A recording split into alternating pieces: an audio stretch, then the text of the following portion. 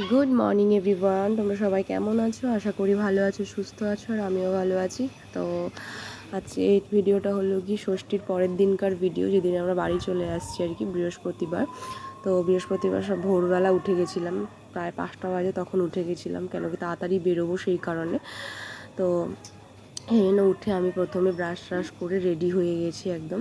আর তোমার দাদাভাইকেও ডেকে দিয়েছি, তোমার দাদাভাই উঠে পড়েছে, আর ছেলে এখনও ঘুমোচ্ছে, ছেলে এখনও ওঠেনি। তো ছেলেকে এখন ওঠাবো না, আরও পরে ওঠাবো।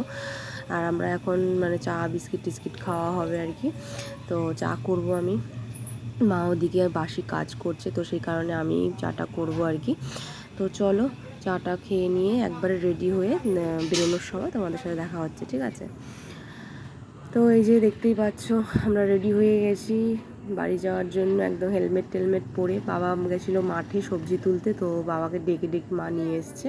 তো সেই জন্য বাবার ওরকম অবস্থা, ঘেমে ঘুমে একাকার অবস্থা। পেছনে সবাই আছে, মা রয়েছে, আমাদের নতুন বৌদি রয়েছে। তো এই তোমার দাদাভাই স্টার্ট দিয়ে দিল, এখন আমরা বেরিয়ে পড়লাম বাড়ির থেকে বেরিয়ে বাড়ির উদ্দেশ্যেই রওনা দিলাম আর কি। তো মা এতক্ষণ ধরে সমস্ত সবজি টবজি গুটিয়ে দিচ্ছিলো, মানে বা মাঠ থেকে প্রচুর সবজি নিয়ে এসেছিলো মা। তো মা আমি বলেছিলাম যে কিছু সবজি দিয়ে দাও, বাড়ি গিয়ে আর বাজার করতে যেতে পারবো না, ভাল লাগছে না। তো মা আমাদের জমি মাঠে যেহেতু অনেক সবজি আছে, তো সেখান থেকেই প্রচুর সবজি তুলে নিয়ে এসছে। তো নানা রকমের সবজি নিয়ে এসছে আর কি, তো ওগুলো দিয়েছে তুলে এনে। তো সেইগুলো বোঝাতে এতক্ষণ টাইম কাটলো আর কি। তারপর ওগুলো সব গুছিয়ে গাছিয়ে চা বিস্কিট খেয়ে টিফিন করে তোমার দাদাভাই তো মুড়ি টুড়িও খেলো, আমি তো খাইনি, তোমার দাদাভাই খেয়েছিল। তো আমরা খেয়ে দিয়ে বাড়ির উদ্দেশ্যে রওনা দিলাম। প্রায় 2-3 ঘন্টা তো হলোই। 7টার সময় বেরিয়েছিলাম, 8টার সময় বাড়ি পৌঁছে গেছি। তো এসে অনেক কাজ ছিল, বুঝতেই পারছো, বাড়ি ছিলাম না। এসে সমস্ত কিছু জামা কাপড় বার করলাম, তারপরে হাত পা ধুলাম। আমার দাদাভাই স্নান করে দোকানে চলে গেল। আর আমার গলার অবস্থা খুবই খারাপ, বুঝতেই পারছো, কথা শোনা যাচ্ছে কিনা আমি নিজেও জানি না। তো এসে আবার রান্না চাপাতে হলো, ভাত বসিয়েছি। আর বাড়ি থেকে আসার সময় মা সবজি দিয়ে দিয়েছিলো, চাল কুমড়ো দিয়েছিলো, তারপরে চাল কুমড়ো শাক দিয়েছিলো। তো চাল কুমড়ো শাকটা আমি এখানে কেটে মানে ব্যাগের উপরে রেখেছি।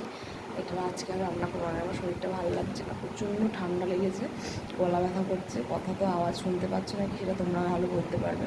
তো নাক দিয়ে গড়গড় করে জল পড়ছে আমার। যদিও বা এটা আমারই দোষে আমি আজকে ভুগছি।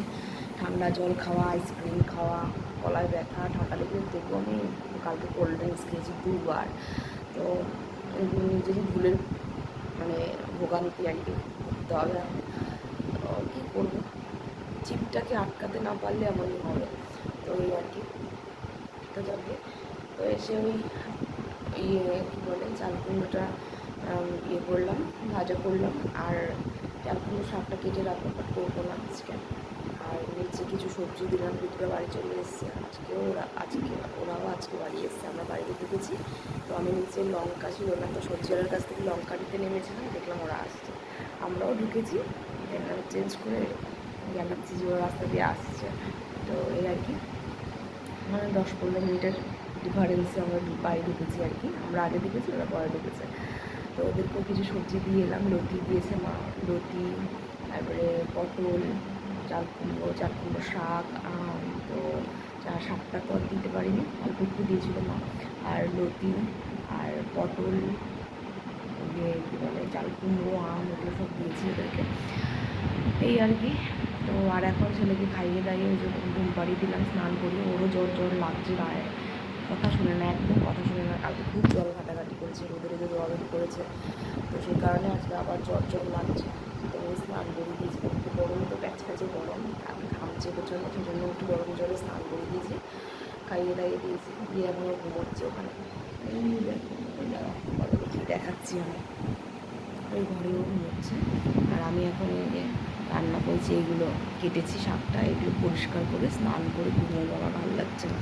আজকে আমার পুজো দিতে ইচ্ছা করছে না, একবারে রাত্রেবেলা পুজো দেবো, দেখি ঠাকুর ফুলটা তুলসীপাতাটা তুলে রাখবো, ভালো লাগছে না। ওখানে বসলে আরও ঘেমে এখন জ্বর হয়ে যাবে। কালকের ছিল যে উনুনের ধারে রান্না করেছিলাম না, কাঠের জালে রান্না করেছি, ওখানে আমি পুরো ঘেমে স্নান করে গেছিলাম। ওটা টেনেছে, পাখার সামনে গিয়ে বসেছি, ওটা আমার গায়ে টেনেছে। আর এখন নাক দিয়ে গল্প জ্বর করছে, গলা তো আমার আগেই ব্যথা ছিল, বাট নাক ঘুমন বুঝলো না, কিন্তু আজকে এসেছে ওদের নামটি গড়গড় গড়গড় করে জল করছে। তো এই আর কি, শরীর প্রচণ্ড খারাপ, ক্লান্ত আমি। এখন ঘুমোবো, দুরাত ভালো করে ঘুম হয়নি, চোখটা পুরো কালো হয়ে গেছে আমার। চলো এই আর কি, আর কি বলবো, চলো পরে আবার কথা হচ্ছে তাহলে, ঠিক আছে? চলো, ছেলে ঘুমোচ্ছে, ঠিক আছে?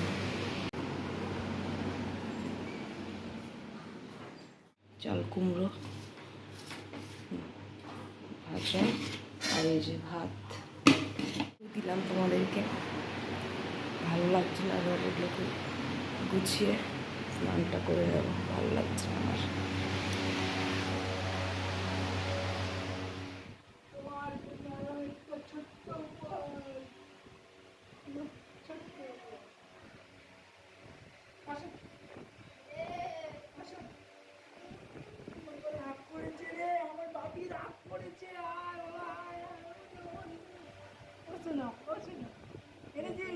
হয়েছে তোকে দিতে হয় না,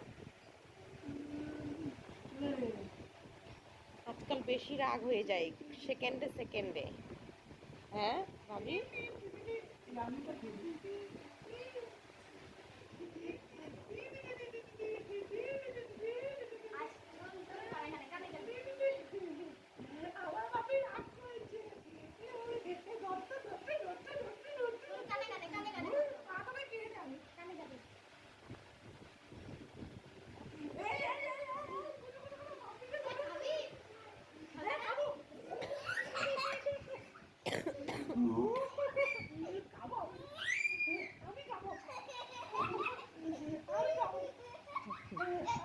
তো তখন তো দেখলেই তোমার দাদাভাই একটা পার্সেল নিয়ে এসেছিলো, বলছিল গিফট এনেছে।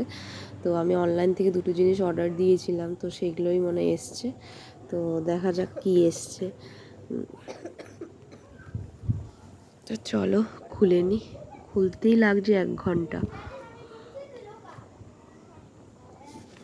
তারপর আবার ছেলেটা করে ডিস্টার্ব, মানে কিছু একটা দেখলে ওর আগে দেখা চাই, দেখলে ও রাগ হয়ে গেছে, ও ধরতে চাইছিল, ধরতে দিইনি সেই জন্যে। ওর বাবা একটুখানি মজা করলো ওর সাথে, তারপর ঠিক হয়ে গেল। তো এই আর কি। তো চলো পুরোটা খুলে নিই, তারপর দেখাচ্ছি কি এসছে।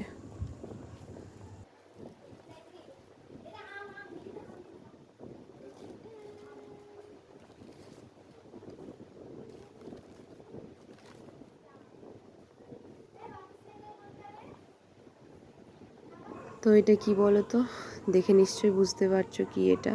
আমি একটা রাম লক্ষ্মণ সীতা আর কি বলে হনুমানের মূর্তি অর্ডার করেছিলাম, তো ওটাই এসছে। তো আজকে আমি ভীষণ খুশি যে আমার চলে এসেছে রাম, আমার বাড়ি ঘরে চলে এসেছে, আমি ভীষণ হ্যাপি। তো অনেক দিন আগে অর্ডার দিয়েছিলাম, চলে এসছে আজকে। শরীর খারাপ ছিল আমার, তোমাদেরকে তখন বললাম, এটা দেখে আমি যেন সুস্থ হয়ে গেলাম।